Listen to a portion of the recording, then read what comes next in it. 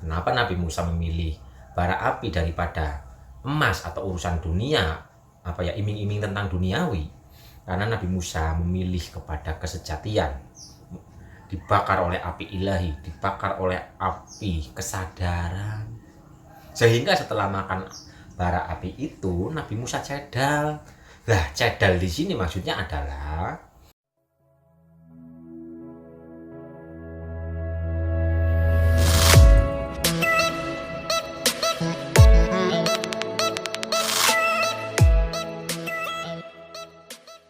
kali ini kita akan membahas cerita Nabi Musa bertumbuh. Kalau yang kemarin kan Nabi Musa masih bayi, kalau sekarang kita menceritakan Nabi Musa yang sudah jadi anak kecil. Kan di situ ada ceritanya yang Nabi Musa menarik jenggotnya Firaun, menampar wajahnya, sehingga ada terjadi di situ disuruh makan bara api. Jadi dibuatkan dua pilihan, ada yang mengatakan disediakan bara api sama roti, ada yang mengatakan emas dan bara api. Nah, kita kaji secara hakikatnya nih Bapak Ibu. Mari kita kaji cerita Nabi Musa waktu kecil secara hakikatnya. Tapi sebelum masuk ke pembahasan, mari ngopi. Monggo Bapak Ibu ngopi. Seruputan pertama.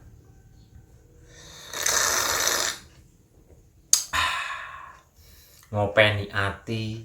Seruputan kedua.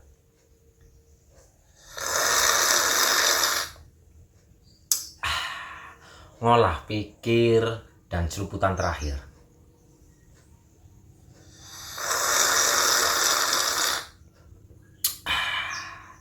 Ngobrol pokok iman. Itu 3 seruputan untuk raga, untuk jiwa, dan untuk ruh.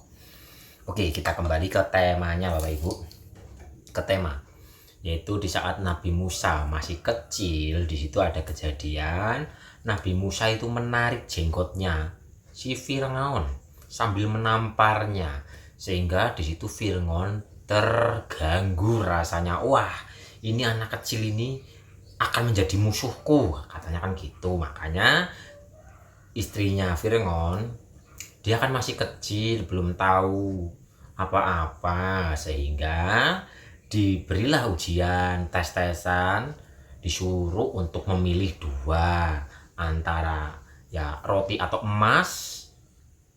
Maksudnya gini loh, ada versi, ada yang mengatakan emas, ada yang mengatakan roti dan bara api. Nah, umpamanya emas saja lah, emas saja yang gampang. Di situ dites dengan 2 pilihan. Ada emas, ada bara api. Lah, di situ Nabi Musa kecil itu disuruh untuk memilih. Pertamanya mau memilih emas, cuman malaikat Jibril hadir sehingga menampar tangannya, jadi ngambil bara api terus dimakan. Jadi kejadian ini membuktikan agar Firaun, oh iya ya bener, dia masih kecil belum tahu apa-apa sehingga makan bara api, nggak tahu itu panas, nggak tahu ini apa gitu. Tuh. Lah, tapi di sini yang kita bahas adalah secara hakikatnya. Apa sih maksud dari Nabi Musa kecil menarik jenggot Firaun dan menampar wajahnya? Secara hakikat atau pengupasan lebih dalam, jenggot itu simbol kewibawaan, jenggot itu simbol kekuasaan, jenggot itu simbol kehormatan. Jadi di sini Nabi Musa menurut Firaun, wah ini mengancam kehormatan, ini mengancam kewibawaan, ini mengancam kekuasaannya gitu loh. Itu secara umumnya. Sambil ditampar wajahnya, wah bahaya ini. Kita kupas secara hakikatnya. Karena Firaun itu adalah ego, Nabi Musa itu adalah akal, gitu. Jadi di dalam diri kita, sang akal ini sudah sudah membuat sang ego ini khawatir, ketar-ketir gitu loh. Jadi yang tadinya melekat kepada ego, tapi akal ini menampar wajah palsunya, keakuannya, sehingga di sini sang ego merasa terganggu. Jadi yang dimaksud menampar wajah adalah sang akal ini mengelutik sang wajah palsu, diri palsu, yaitu ego. Terus di situ mengancam ego, yaitu merasa terhormat, merasa merasa berwibawa, merasa berkuasa. Ini tarikan. Jadi yang ego yang tadinya merasa ini merasa itu ditarik oleh Nabi Musa kecil, oleh akal kita, ditarik, ditampar wajah kepalsuannya, karena sang ego ini menyamar menjadi diri yang palsu, sehingga di situ sang ego merasa terganggu. Itu maksud dari menarik jenggot sama menampar wajah. Jadi akal ini sudah mulai mengusik si ego. Mengusik ego kan selalu merasa ingin dihormati, merasa berwibawa, merasa penting, merasa berkuasa. Ini mulai ditarik, sehingga sang akal ini mulai menarik agar sang ego ini tidak membumbung tinggi. Ditariklah, terus ditamparlah wajah kepalsuan ego. Itu kalau makna secara mendalam dalam diri kita. Lah dari situ ego itu marah, mau membunuh akal sehat, agar akal sehatnya tidak mengusik sang ego. Makanya sang akal yang masih kesadaran kecil ini, Nabi Musa ini, diberi dua pilihan sama sang ego gitu loh, antara dikasih emas sama dikasih bara api. Sedangkan emas di sini adalah simbol perkara dunia. Jadi si akal ini sama ego diiming-imingi perkara dunia dan ditakut-takuti dengan kesengsaraan, dengan penderitaan dan sebagainya. Ini bara api. Kalau nggak melekat kepada emas, perkara dunia, maka akan merasakan penderitaan bara api. Dan kita bahas lebih dalam lagi. Emas itu adalah kemelekatan kepada dunia, diberi pilihan kemelekatan kepada dunia dan bara api ini.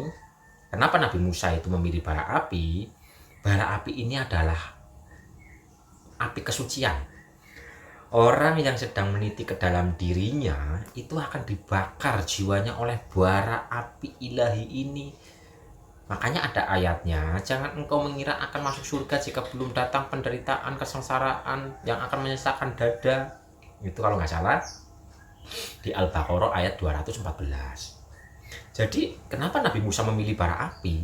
Ya karena di saat kita ibaratnya yang tadinya kepada dunia dan kepada kesejatian, di saat kita memilih kesejatian harus siap dengan sesuatu yang membakar jiwa kita ini.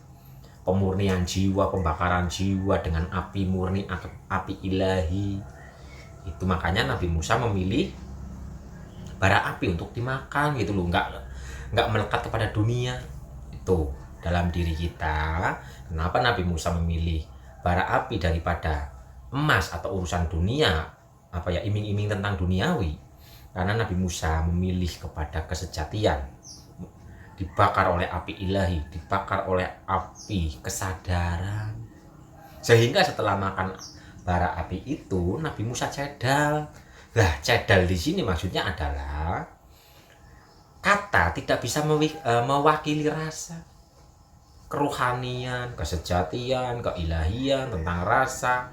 Mulut kita tidak akan mampu untuk benar-benar membahasakan rasa itu, sehingga diumpamakan dengan kata yang cedal gitu loh.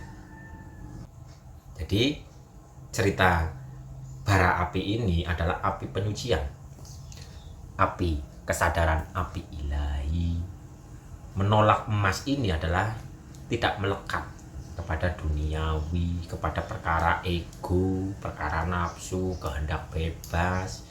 Lah, di prosesnya sebelum memilih kan ada Nabi Musa kecil mau memilih emas, tapi tangannya kan dialihkan oleh malaikat Jibril untuk mengambil api. Maksudnya apa sih?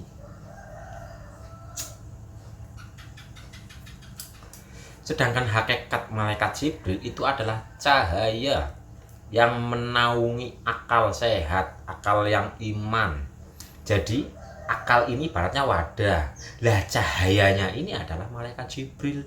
Cahaya kemurnian, cahaya kesadaran inilah yang menggerakkan akal ini untuk memilih bara api. Sehingga Nabi Musa memilih bara api dan dimakanlah oleh Nabi Musa. Sehingga cedal lah. Nggak bisa, yang dimaksud cedal nggak bisa menyampaikan. Yang dimaksud nggak bisa menyampaikan, kata tidak akan bisa mewakili rasa, sehingga cedal nggak bisa disampaikan secara detail, secara jelas gitu loh. Itu Bapak Ibu, itu cerita Nabi Musa memilih bara api daripada emas atau roti. Cerita hakikatnya di dalam diri kita adalah akal kita yang memilih jalur keilahian daripada melekat kepada keegoan. Malaikat Jibril adalah cahaya yang menaungi akal gitu loh. Karena dalam akal kita ada cahaya kemurnian, ada cahaya kegelapan, ada cahaya terang, ini disebut dengan Jibril, ada cahaya kegelapan, ini disebut dengan ego atau Fir'aun. Itu Bapak Ibu, jadi ceritanya begitu secara makna hakikatnya. Apakah bisa dipahami Bapak Ibu? Cerita Nabi Musa sebenarnya adalah cerita ya dalam diri kita masing-masing. Jadi cerita-cerita yang sudah tercatat, yang sudah ada, itu semua sedang menggambarkan diri kita sendiri. Jadi perkara Nabi Musa adalah akal yang sedang mencari kesejatian, akal yang sedang kembali kepada keberserahan, akal yang sedang kembali kepada kemurnian. Dan Nabi Musa kecil, pembahasannya itu tadi. Nanti kita lanjutkan lagi dengan setelah cerita Nabi Musa kecil, berarti kan cerita Nabi Musa dewasa, yang Nabi Musa itu menjotos atau memukul pengikutnya Fir'aun. Tunggu video kelanjutannya ya Bapak Ibu. Terima kasih sudah menonton YouTube ini. Berkah berlimpah untuk semuanya. Tenang, damai, bahagia, dan sukses selalu untuk semuanya. Assalamualaikum warahmatullahi wabarakatuh. Rahayu, rahayu, rahayu.